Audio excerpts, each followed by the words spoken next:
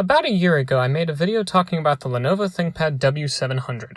Without a doubt, one of the thickest mobile workstations, ThinkPad or not, that has ever been made, or at least that I've seen. It's a pretty solid laptop, and it still does pretty well in everyday tasks, even on a bloated operating system like Windows 10. Unfortunately, there are many factors to these machines that don't make them a very good value for somebody who just wants a good computer. You'll be hard-pressed to find an online listing for these things. And when they do show up online on sites like eBay or Craigslist or Mercari or anything else, they're usually extremely expensive. I happened to get a good deal on my W700, which was the only reason I had it. Since the machines are hard to find, replacement parts are equally hard to find and equally expensive. Those two factors alone really just make these machines not a good value for somebody who just wants a good laptop. However, the W700 and 701 have even larger brothers. Thicker brothers, that have an aspect to them that makes them a little bit more unique amongst laptops.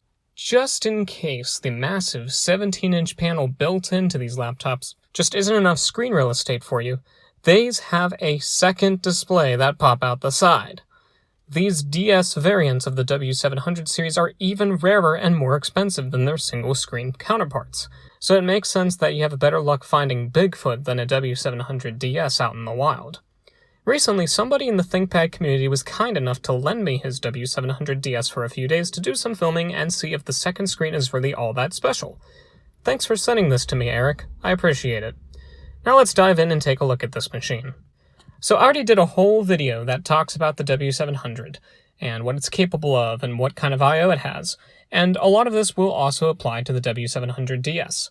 In many ways, the bottom half of these machines are exactly the same, with only the top half differing in terms of physical appearance and features.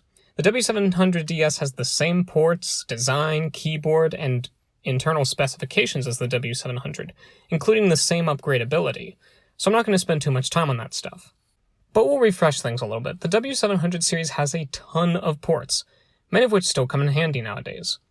Most models came with two express card slots, a 34mm slot and a 54mm slot, allowing for a fair amount of expandability or even putting in something like an external graphics card.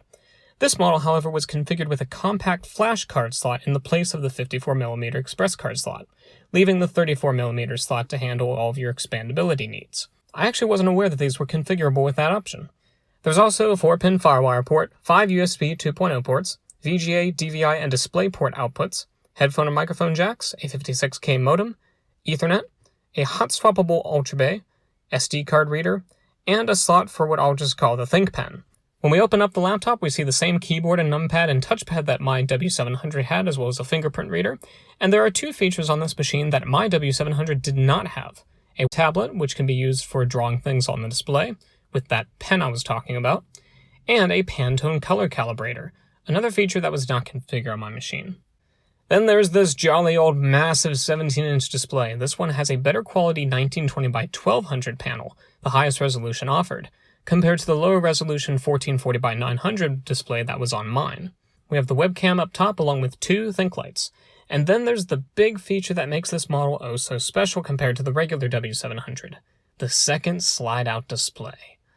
It's a 10.6-inch display with a resolution of 768 by 1280, so in case the 1920 by 1200 display just didn't give you enough real estate, you can pop out this second screen in case you don't have access to a second external monitor. The extra screen adds a lot of extra thickness and heft to this laptop. Like I said, the bottom half of this laptop is the same as the regular W700, and both share the same footprint. But the DS variant is about a half-inch thicker, and it weighs over 3 pounds more. And you may think 3 pounds, that's not a big deal, but this thing weighs around 12 pounds, which is a lot.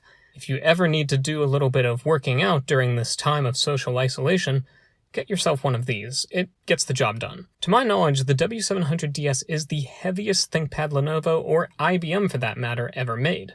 The ThinkPad G40 from the IBM days narrowly beats out the W700ds in thickness, but this thing is by far the heaviest. And just for a little size comparison, here it is with the smallest ThinkPad Lenovo offered at the time, the also very short-lived X300.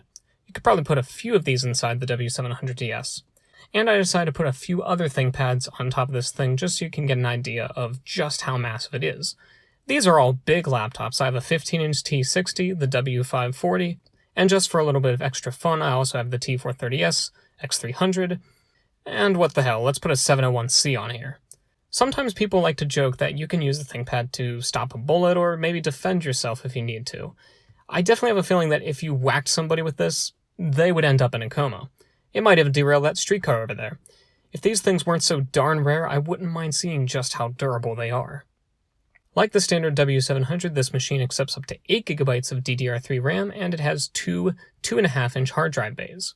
Mine has the maximum 8GB installed, and it has a 128GB Samsung SSD as the boot drive, with a 750GB Seagate drive in the second slot. Judging by the manufacturing date and the SATA 2 drive speed on the SSD, I'm wondering if this might have been the original drive that's shipped with the laptop. I don't know if this was a standard configuration or a special order, I don't know. I'm not going to open this up because I already did that in the last video and I don't really have the time to open it up, but the insides of here, at least the bottom half of the laptop, look exactly the same as a standard W700, with an upgradable processor and a graphics card that uses the MXM standard.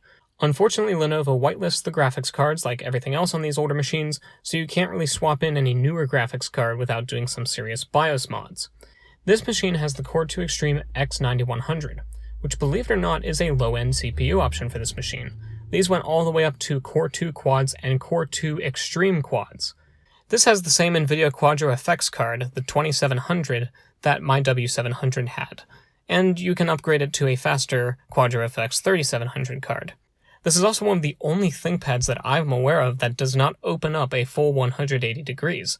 However, with something this massive, I don't think you're going to be trying to open it up that much. Powering on the W700ds, I can definitely say if you get one of these machines, single screen or dual screen variants, try to get one with the higher resolution 1920 by 1200 panel. In addition to having the extra screen real estate, as opposed to the lower end 1440 by 900 panel, the colors, contrasts, and viewing angles, while not quite as good as an IPS display, are definitely better and more pleasant. Having a color calibrator definitely helps, but even when not calibrated, this is one of the best looking TN panels I've seen, other than maybe the full HD panels that you could get on the W520 and W530. And while the CCFL backlit display isn't quite bright enough for outdoor use during the day, it is sufficiently brighter than some other laptop displays that I've used. On the W701, Lenovo switched fully to LED backlit displays, which are much brighter and from what I've heard look a little bit better too. This machine originally shipped with Windows Vista, and everything works just fine in Windows 7 as well. In Windows 10, almost everything works, and a large chunk of the driver's Windows installed on its own did the job just fine, but I did have to do some hunting around and some tweaking to get a few things working, such as the TrackPoint, fingerprint reader, SD card reader, and Wacom tablet. For the tablet, I used the Windows 7 drivers and ran them in compatibility mode, and like the non-DS W700, I had to find drivers from Dell's website to get the fingerprint reader working. I could not get the color calibrator to work in Windows 10. It didn't matter which software I used or which drivers I used, Windows 10 wouldn't even detect the thing. However, in Windows 7, it worked just fine. So here you can see how the calibrator works.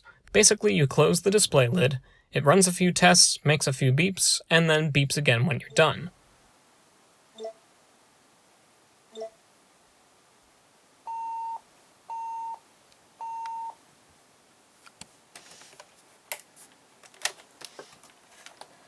I didn't have the opportunity to install any games or productivity software on this machine, I just didn't have the time, and I felt like it would be redundant to do that sort of thing because I already did that in my W700 video.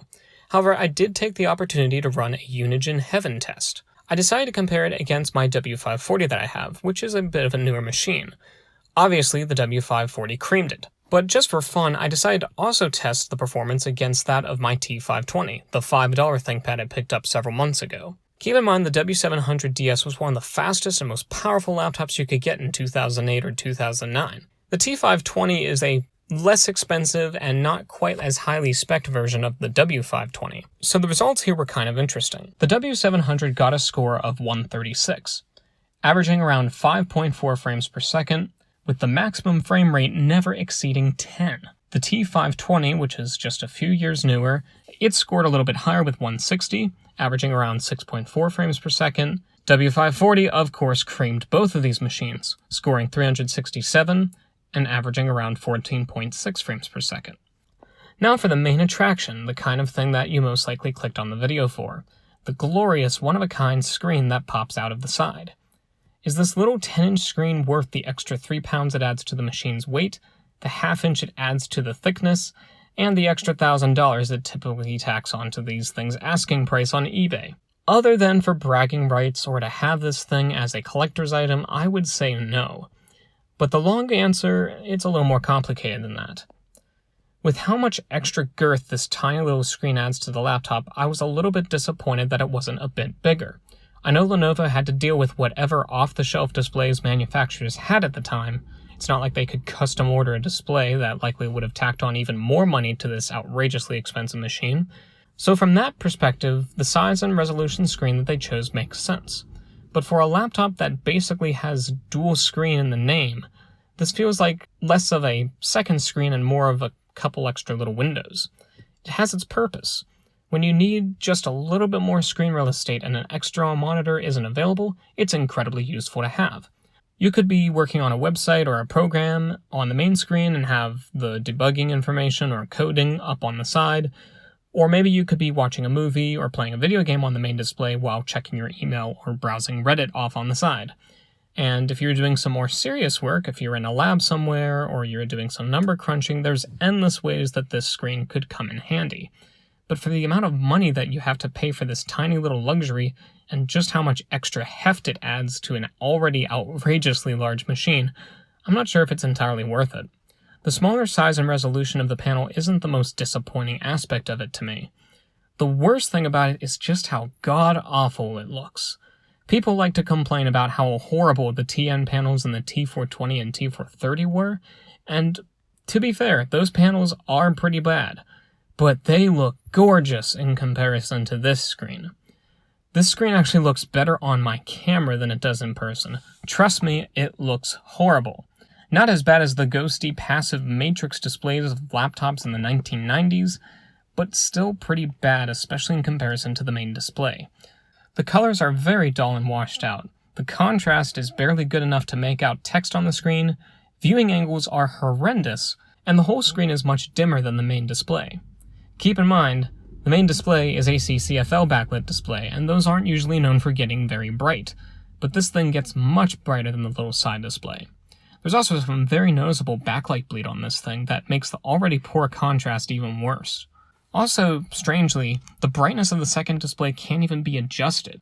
In both Windows 7 and Windows 10, adjusting the brightness worked perfectly fine for the main display, but it didn't affect the second screen at all. You're stuck with a very low brightness, low contrast display with poor colors and very poor viewing angles even by TN standards. I might get a bit of flack for saying this, but other than as a collector's item, I really don't think the second screen of this laptop makes everything worthwhile. It might be useful in a pinch, but if you're already using such a massive laptop, you're probably going to be mostly using it at a desk anyway, where you'll have access to a secondary monitor. And nowadays, you can even get portable external monitors, so if you are actually using this thing on the go, you can just get one of those. I don't hate this laptop, though. I don't even dislike it. Don't think for a second that I do. It's a very unique laptop. It was in 2008, and it still is today. Since then, a few other companies have experimented with second screens in various places on their laptops, and even Lenovo has a few laptops now with screens in other places. And then there's things like the Touch Bar on the MacBook Pro. But I can't think of any other model of laptop that has an entire second screen built into the main display assembly that conveniently slides away out of sight and out of mind when you don't need it. The W700ds is very expensive and overpriced even nowadays, and it's not practical for any kind of portable use. But I still think it's an interesting part of the ThinkPad's history, and it came from a time when I think Lenovo was truly trying to be creative and innovative with the ThinkPad brand. The same generation that brought us the W700ds also brought us the X300, which was one of the first truly ultra-portable ThinkPads and the predecessor to the modern X1 Carbon series. So if you can find one of these at a good price, or maybe somebody gives it to you, it's definitely worth it to have. However, if you want a ThinkPad or any laptop for serious work, you can get a much better and more portable machine for a much cheaper price if you look anywhere else. Unless you're a diehard fan of the ThinkPad lineup like I am, the DS series of ThinkPads and the W700 series in general, they just aren't viable for everyday laptops. If it weren't for the high price, it would definitely be because of how scarce these machines are, and the replacement parts that are even harder to find. This goes completely against why people enjoy buying and upgrading older ThinkPads. But despite the high price and the rarity of these machines, I still think they are very unique laptops and they deserve their place in history. If you find one for a good price, definitely consider picking it up, or maybe send it my way so I can have one to play around with. As always, I hope you guys enjoyed this video, and thanks for watching.